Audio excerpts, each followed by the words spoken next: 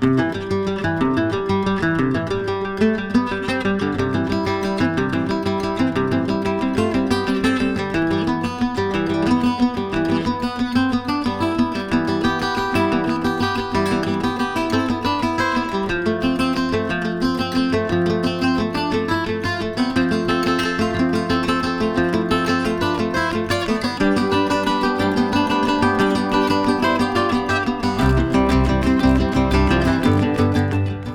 Sobat Peluang On TV, saat ini saya berada di Desa Dilem, Kecamatan Kemiri, Kabupaten Purworejo, Jawa Tengah.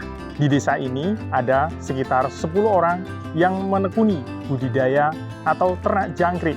Bagaimana untuk mengetahui peluang usaha ini? Yuk ikuti perjalanan saya hari ini.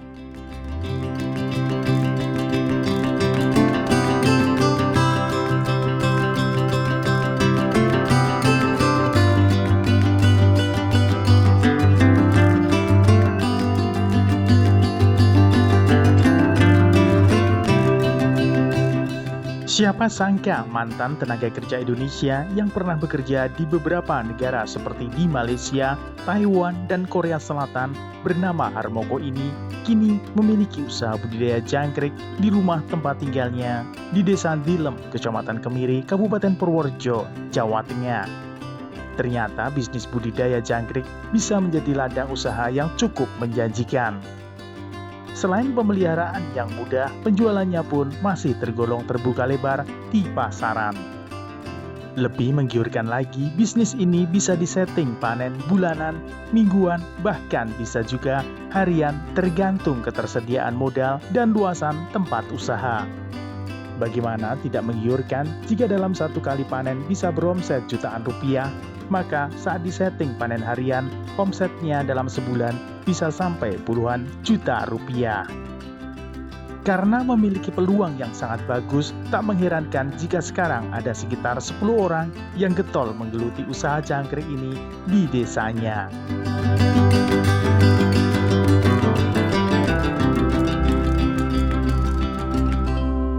Nama saya Harmoko dari Desa Dilem, Kecamatan Kemiri, Kabupaten Purworejo. Dulu waktu pertama merantau di Malaysia selama 3 tahun, kerja di bangunan, pulang kerja lagi di Taiwan selama 6 tahun di pabrik tinta komputer, terus pulang lagi proses ke Korea selama 5 tahun di pabrik karpet mobil Kia. Ya, dulu waktu pertama pulang ke Indonesia usaha kambing, terus seiring berjalan waktu nggak begitu bagus peluangnya sih kalau di sini, soalnya faktor rumput. Jadi pindah kerja lagi cari peluang jadi usaha jangkrik sekarang. Kalau usaha jangkrik sekitar 1 tahun sampai sekarang baru-barulah. Kalau dulu soalnya kambing di sini rumput, Mas. Kalau dari sini kan daerah pegunungan, jadi cari rumputnya itu susah. Di sini legum, jadi kalau mau usaha itu ya kambing bukan domba. Dulu kan usahanya domba. Kalau kambing di sini bisa jadilah, soalnya daun-daunan dia makannya kan. Tapi kalau domba itu kan rumput. Dulu pertama kali domba, terus gagal, jadi pindah ke kambing. Kambing kalau untuk putaran harian itu nggak jadi pindah ke jangkrik ini yang bisa panen setiap 1 bulan sekali kita bisa panen. Pertama kali ya lihat itu teman, lihat temen kok usaha jangkrik lumayan gitu bisa panen setiap bulan, jadi kan kita tergiur juga sih, maksudnya bisa cari pendapatan yang setiap bulan kita bisa panen lah.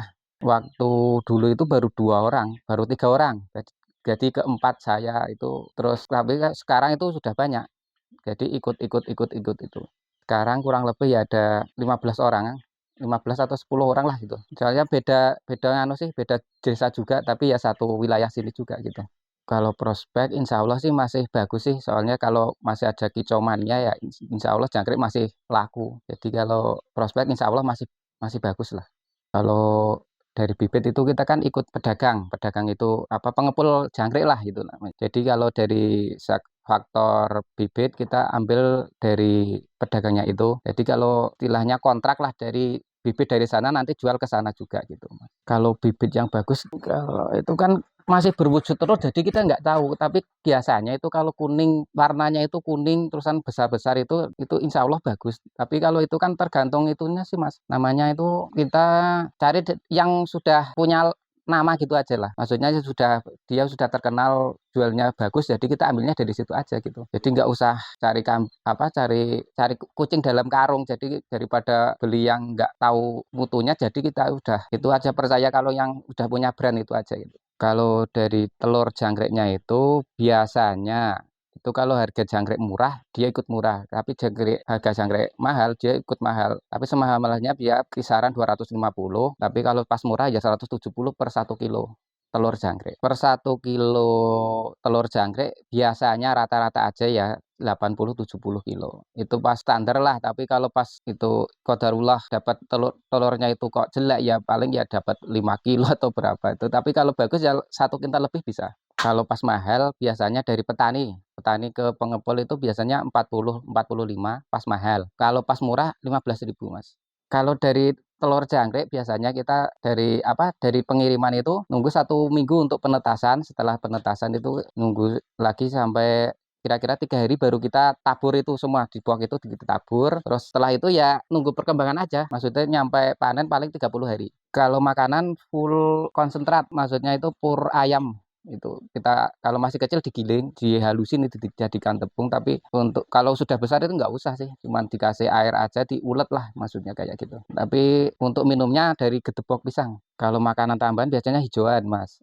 Hijauannya itu biasanya daun biduri bisa, daun ketela pohon juga bisa, daun pisang juga bagus, enceng gondok pun bisa, enceng gondok juga bagus itu untuk jangkrik. Biasanya kalau di daerah sini ya paling itu kadal, cicak, sama itu perkak, itu yang kayak katak itu loh. Tapi kalau di daerah yang sudah lama-lama itu katanya ulat balap itu juga bisa, itu malah lebih ganas dari semua hama itu ulat balap. Biasanya itu faktor nganu, Mas, dari kebersihan kandang juga sih. Jadi kalau kurang bersih kandangnya, maksudnya kurang steril apa gimana, itu biasanya keserang ulat balap itu. Ya suka dukanya, kalau sukanya ya kalau pas harganya tinggi, dukanya kalau harga pas rendah, qadarullah dapatnya sedikit, harganya sedikit lah, itu berduka sekali itu.